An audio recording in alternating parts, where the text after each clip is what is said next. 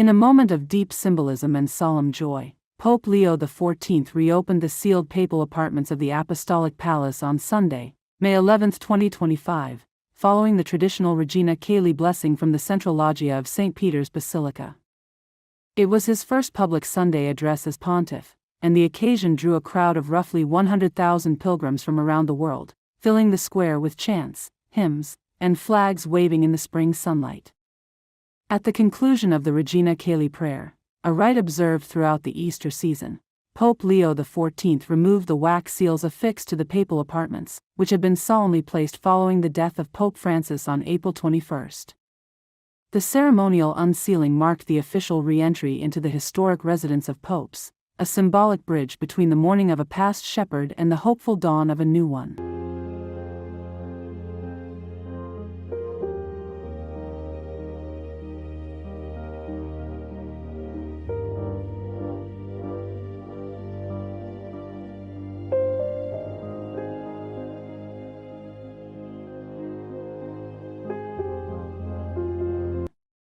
The sealing of the papal apartments is a tradition rooted in centuries of Vatican protocol.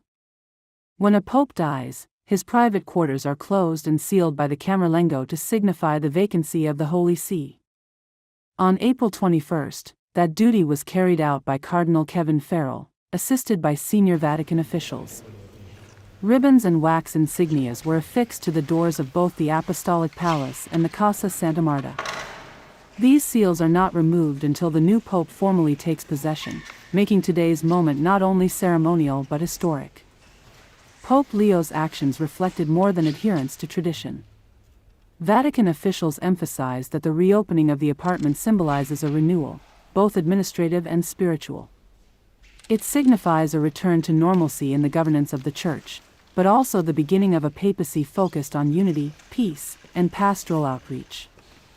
Observers noted the striking contrast between the solemn silence of the sealed doors weeks ago and today's eruption of joy and hope.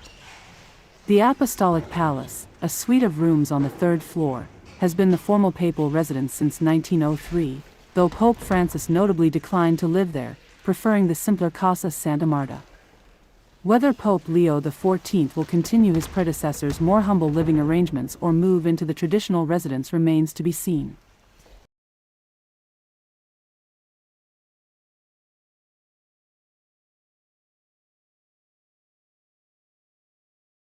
But his decision to reopen the apartments publicly sent a clear message: the papacy continues, rooted in tradition but open to renewal.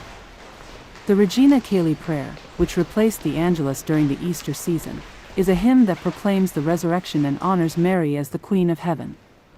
Recited or sung each Sunday from Easter through Pentecost, the prayer is an emblem of joy and new life in the Christian tradition. On this Sunday, Pope Leo led the prayer not from a window but from the central balcony, a deliberate choice that brought him physically and spiritually closer to the people gathered below.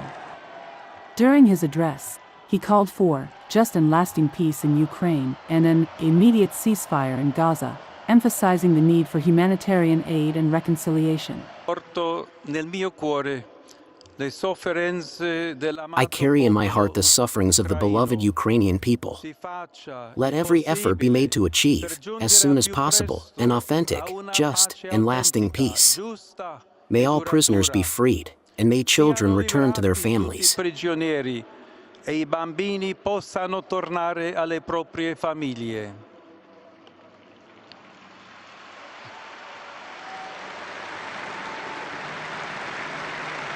I am deeply saddened by what is happening in the Gaza Strip. Let the fire cease immediately. Let humanitarian aid be provided to the exhausted civilian population, and may all hostages be freed. His words, echoing those of his predecessor, included the powerful plea, "Never again war." The Pope even sang a portion of the Regina Caeli hymn aloud, an emotional and personal touch that moved many in the crowd.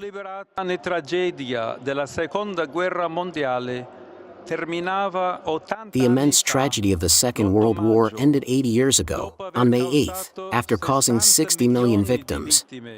In today's dramatic scenario of a Third World War being fought piecemeal, as Pope Francis has repeatedly stated, I too appeal to the great ones of the world, repeating the ever-relevant plea, no more war. Mi rivolgo anch'io ai grandi del mondo, ripetendo l'appello sempre attuale. Mai più la guerra! Flags from across the globe were seen in the square, with a notable presence of American and Peruvian banners, reflecting Leo's heritage and years of missionary service in South America. Born Robert Francis Prevost in Chicago, the new pope has a rich and unique background. An Augustinian friar by formation, he spent many years in Peru as a missionary before rising to prominence within the Vatican as prefect of the dicastery for bishops. On May 8, he was elected as the 267th successor of Peter, the first pope born in the United States.